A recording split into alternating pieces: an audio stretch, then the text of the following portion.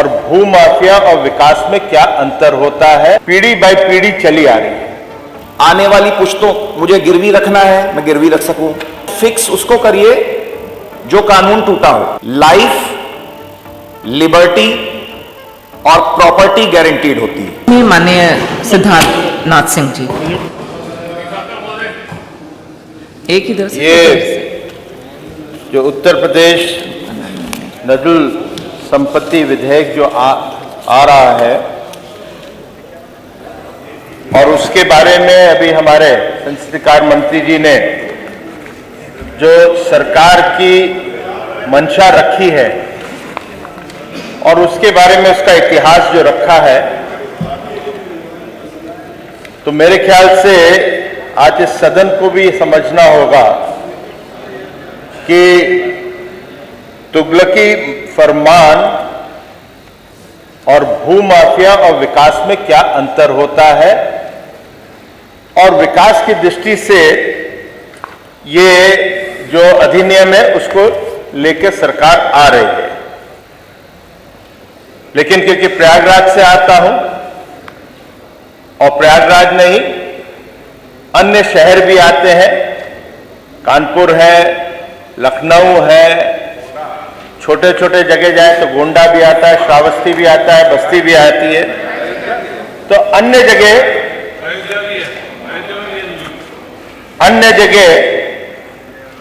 वहां पे जो स्वामित्व है वो लीगल है, बोनाफाइड है,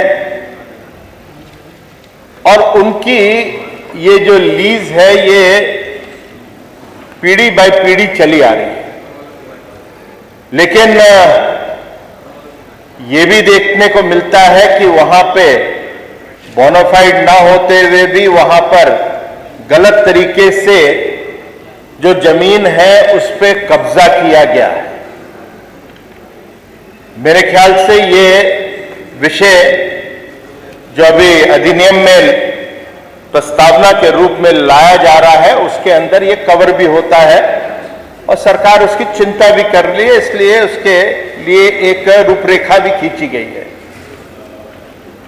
लेकिन दो छोटे छोटे मेरे सुझाव रहेंगे, उसको इसके अंदर कहीं हम लोग सम्मिलित करेंगे तो अच्छा रहेगा। जो बोनाफाइड लोग हैं जिनको ये लीज मिली है, पट्टा मिला है और बाय पीढ़ी चले आ रहे हैं, वो जब उनकी लीज खत्म होती है तो उनको फिर रिन्यू कर देना चाहिए। ये मेरा एक सुझाव रहेगा पहला। उसके जो रेट है वो मार्केट रेट के साथ फिक्स करें या व्यवहारिक रेट से करें, कोई ऐसी चीज ना हो। दूसरा मेरा सुझाव रहेगा कि ये फ्री होल्ड का एक मसला भी है हर जगह, और ये फ्री होल्ड के अंदर पहले जब फ्री होल्ड खोला गया था, क्योंकि सरकार कोई भी होती है वो कंटिन्यूटी होती है, फ्री होल्ड का जब करा गया था उसके बाद उस फ्री होल्ड को सरकार ने कुछ कारणों से रोका था। जब वो फ्री होल्ड रुका, उन्होंने अपनी जो किस्तें होती हैं फ्री होल्ड की वो देना बंद कर दी। जो अपनी किस्त दे रहे थे, शुल्क दे रहे थे जो निर्धारित था,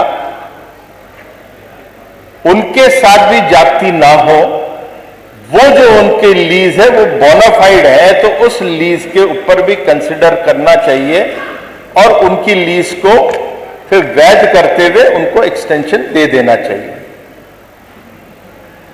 क्योंकि प्रयागराज के अंदर ही खाली मैं देखूं या कानपुर में देखें हम लोग, तो अधिकांश लोग वहीं पे बसे हुए हैं, और सरकार को मैं बधाई देता हूं कि इसके अंदर जो कि अनधिकृत या मैं कहूं अवैध रूप से जो लोग, गरीब लोग वहां पे इस जमीन पे रह रहे हैं, तो सरकार ने उसकी भी चिंता करी है कि आर्थिक रूप से जो सक्षम नहीं है, जो गरीब है, और यही दिखाता है कि सरकार गरीबों की हितैषी है, उनको भी पुनर्वास की भी व्यवस्था रखी गई है, तो उसके लिए बधाई देता हूं। मेरे ये 2-3 छोटे छोटे सुझाव हैं, उसके कारण ये व्यवहारिक हो जाएगा, तो मैं अपनी तरफ से ये बात रखूंगा और मैं उम्मीद करता हूं कि इस सदन के माध्यम से हमारे संसदीय कार्य मंत्री जी इस पर विचार जरूर करेंगे। धन्यवाद। धन्यवाद। माननीय राजा भैया जी। पहले हर्ष जी को बुलवा लिया जाए, अनुरोध है हम लोग जरा। माननीय हर्ष जी। बहुत बहुत धन्यवाद अधिष्ठाता महोदय।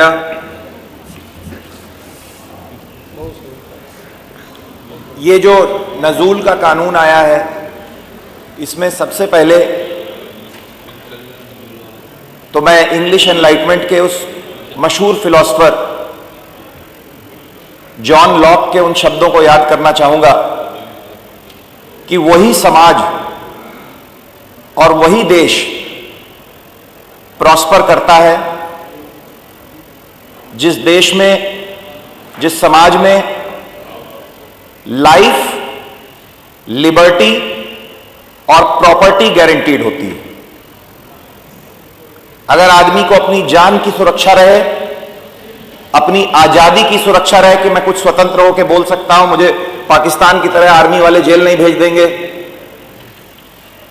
और जहां पे आदमी को इस बात का हक हो कि मैं जिस प्रॉपर्टी पे रह रहा हूं उस प्रॉपर्टी के जो कानून हैं वो क्लियर हो। आने वाली पुश्तों, मुझे गिरवी रखना है मैं गिरवी रख सकूं, मुझे अपने आने वाली पीढ़ियों को देना है मैं उनको दे सकूं, मैं बेचना है मैं बेच सकूं अगर मुझे पैसे की जरूरत है। यहां पे क्या हो रहा है कि नजूल कानून में पहले तो पैरालिसिस थी। एक कहा जाता है कि फिक्स उसको करिए जो कानून टूटा हो, और जैसे कि माननीय सिद्धार्थनाथ जी ने कहा कि सरकार एक कंटिन्यूटी में होती है। एक सिस्टम था 25%, पहले 40% होता था, 99 में उसको 25% किया गया कि इतना आप जमा करिए। उसके बाद समय के साथ सरकार रेवेन्यू के पॉइंट ऑफ व्यू से और इक्विटी, लॉ ऑफ इक्विटी कि आदमी को पीढ़ी दर पीढ़ी सरकार का टेनेंट है, तो कानून भी लॉ ऑफ एडवर्स पोजेशन मानती है कि एक हद के बाद किराएदारों के अपने हक होते हैं that need to be protected.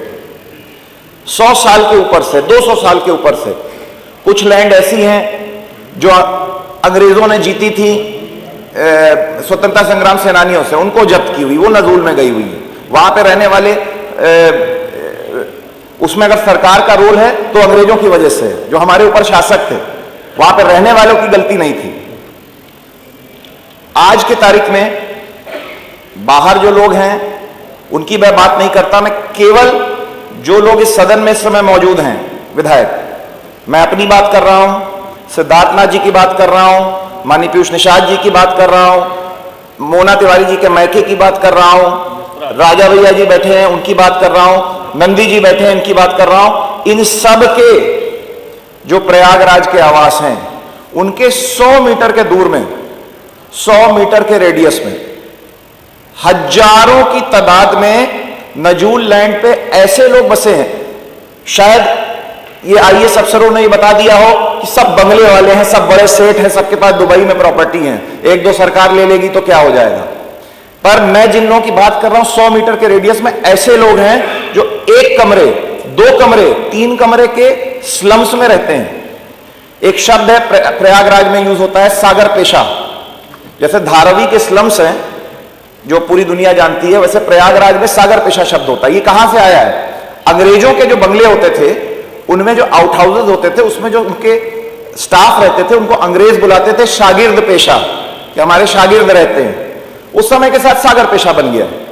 ये लोग ऐसे हैं जिनका 100 साल के ऊपर से, आजादी तो 75 साल में मिली है, ये लोग अंग्रेजों के जमाने से फैमिलीज रह रही हैं और भी बहुत पुराने पुराने लोग रह रहे हैं। और ये लोग कोई बड़े सेठ नहीं है, ये लोग इतने बड़े सेठ नहीं है कि ये लोग आप उनको हटा देंगे। एक तरफ हम लोग प्रधानमंत्री आवास योजना से लोगों को आवास दे रहे हैं, दूसरी तरफ हम लोग हजारों की तादाद में फैमिलीज को कह रहे हैं गेट आउट, ये लैंड सब हम लोग ले रहे हैं। ये कहीं से ये न्याय संगत नहीं है। मैं आपको बताना चाहता हूं, जो बंगले भी थे, जो तथाकथित पेंट किया जा रहा है पिक्चर कि बड़े बड़े बंगले थे, कितने सब डिवाइड हो चुके हैं, कितने में समय के साथ इलीगल प्लॉटिंग करके उसमें छोटे छोटे लोगों ने 1 BHK के लोगों ने लिया हुआ है। मुझे एक हाउसवाइफ मिली, उसका घर 100 गज का है, वो कोई बड़ा बंगला होता तो उसमें 100 गज का घर उसके पास, वो कहती मेरा सरकार लेके करेगी क्या? 100 गज का छोटा ना घर किसी का लेके सरकार क्या करेगी?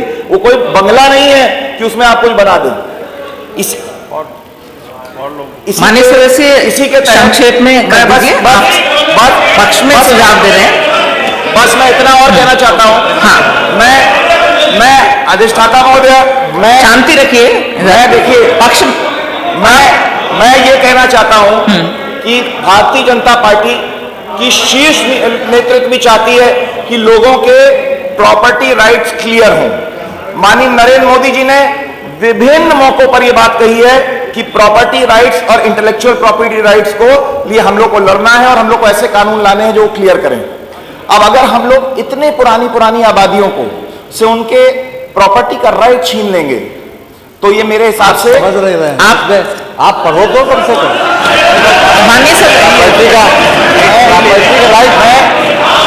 मैं अपनी पूरी बात मैं अपनी पूरी बात माननीय सदस्य आप प्लीज अपने स्थान पे बैठिए।